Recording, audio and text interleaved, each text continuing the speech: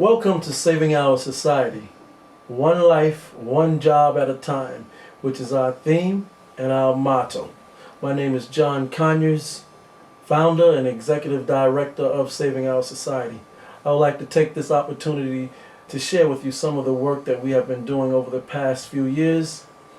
Saving Our Society is a reentry program designed to help those who have been formerly incarcerated, and designed to help the informally incarcerated, which is help those with their individual needs, not just the general program, with our centerpiece, the mentoring program. And I like to call it a professional mentoring program because each and every one of our mentors are part of the business community, or professionals, executive directors, community leaders, or business owners themselves.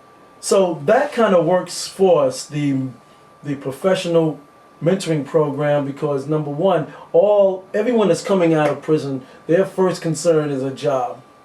And these mentors are directly connected to the business community, to the political community, which will give us our connection to the public services that our participants need.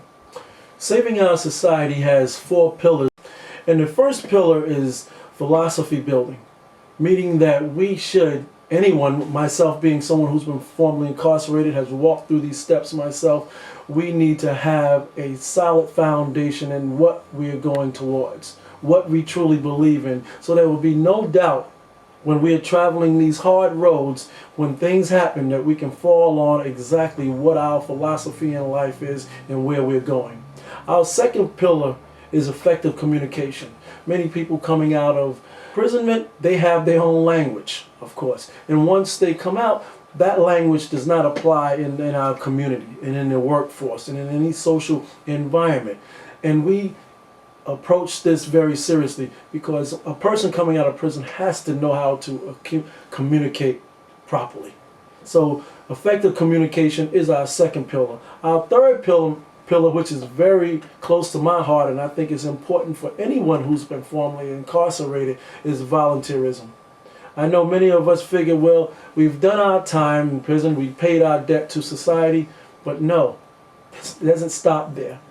A continuing process of redemption has to go on, and that is where volunteerism coming in.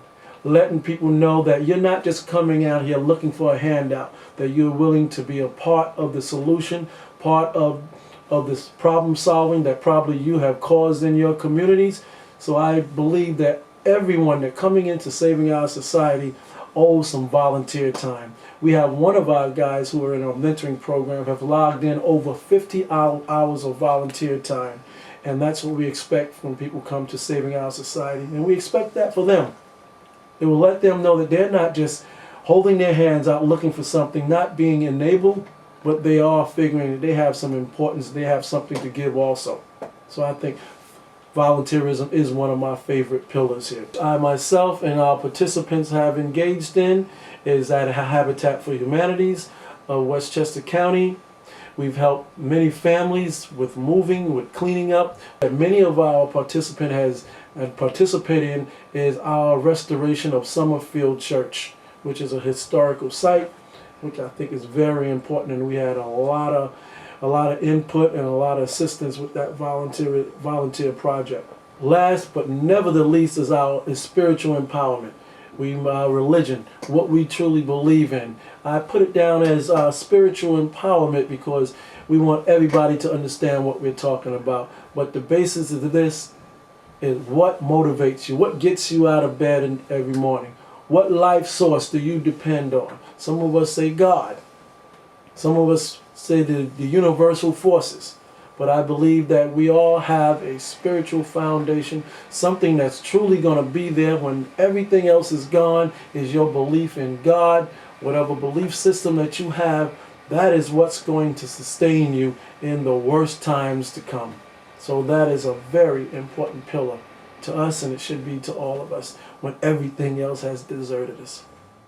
I hope you enjoy the following footage of our first graduation of the mentoring program, recognition day. We're also having it as a Thanksgiving, a pre-Thanksgiving day for all of the great work that has been done, particularly by the Port Chester-Rye Brook Rotary Club and so many others that's been part of us, that if I start to list them all, I will be here for the next 10 minutes. And a special thanks for Port Chester, the Port Chester political system, law enforcement who has been there assisting us all the way through and has supported all the work that we've been doing. We've partnered with many of the business communities, and I will list a few: Starbucks, Domino's, Dunkin' Donuts, Edible Delights, I believe. Excuse me if I'm pronouncing that wrong. Edibles, but these are all the example, a small sampling of the people who have embraced us in the town of Port Chester, or the village of Port Chester, which we are still trying to figure out how Rye Brook and the town of Rye Brook really work.